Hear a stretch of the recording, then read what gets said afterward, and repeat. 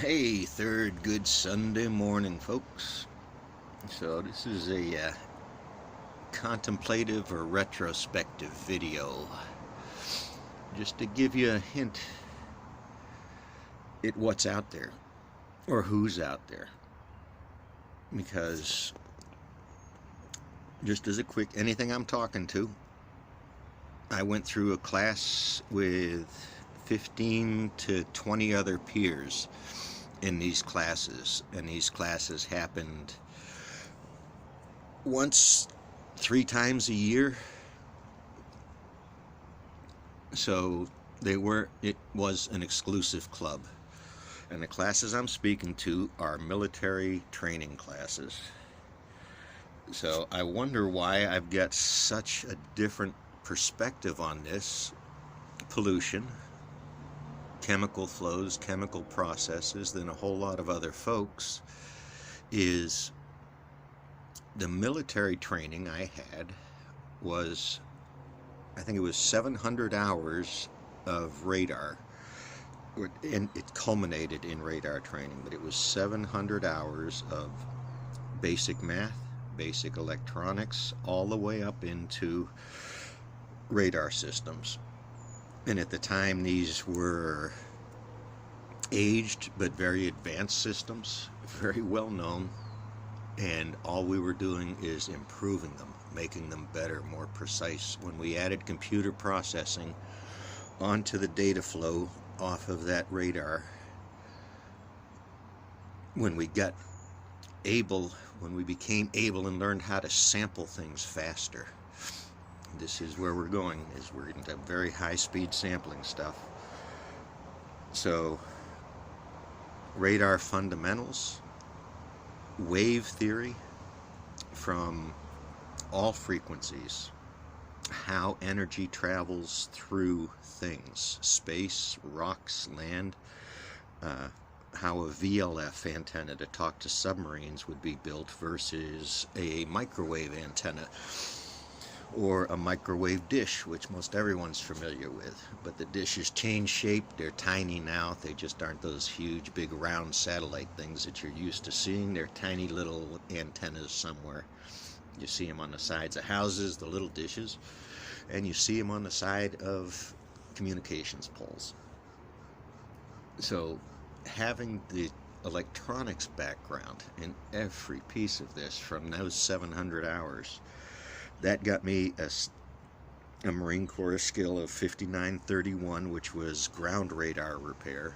But the training to get to that was every bit of electronics that you can think of, including how to build an antenna shape. So this was 700 hours of beginners to advanced physics, but that's all it was.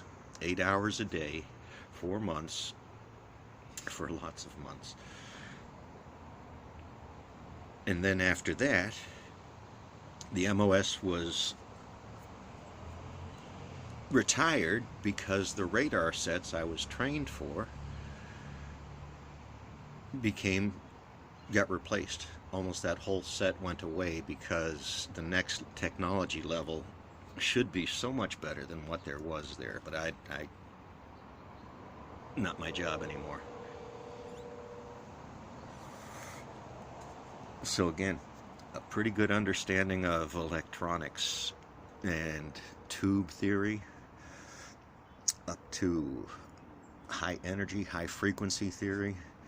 And the next step in that was 400 hours of Air Force schools. So this was multiple classes. Almost all the other services went through 1 or 2 of these classes, and that was their specialty and their skill.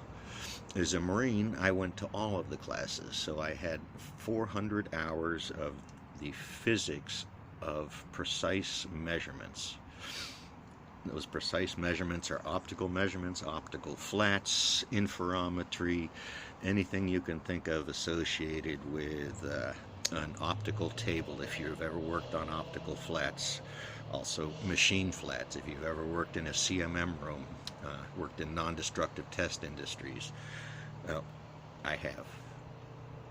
So I've seen and touched everything I've spoken to through all of these videos. And so when I hear a person with a master's or even a PhD say they had 70 hours of physics, I'm like, okay, I had 400 hours of your physics. Imagine where that goes. This is why I can walk into any lab and speak to a piece of equipment sitting on a table, from chromatographs to interferometers to argon plasma sampling to nuclear sampling to radiation sampling, high energy particle sampling. So basically, I was trained very well. Thank you, Uncle Sam. Thank you, taxpayers. Thank you for the people that put up with me along the way. But everything that in that metrology training, which is the science of measurements, which is an archaic word in America for some reason, but it is a valued trade and science in Europe. It's what's building the detectors for CERN at a tiny little university in Sweden. High particle energy detection. So I'm going to include a link to a video about just one aspect. I probably have at least dozens of classroom hours on the film that they're going to speak to in this satellite, on the instruments that measure where the satellite is, on the radar sets that can look and see that satellite going around our round Earth. So if you don't understand the spherical nature, the cyclical nature of the planet, if you don't understand what the word gravity means to us in conversations, then you have different YouTube videos than I do, that's for darn sure. Anyway, so there's a little background. I am one of them. I think it's Air Command Training, Department of Defense schools, where the Navy went to some of the classes I was in.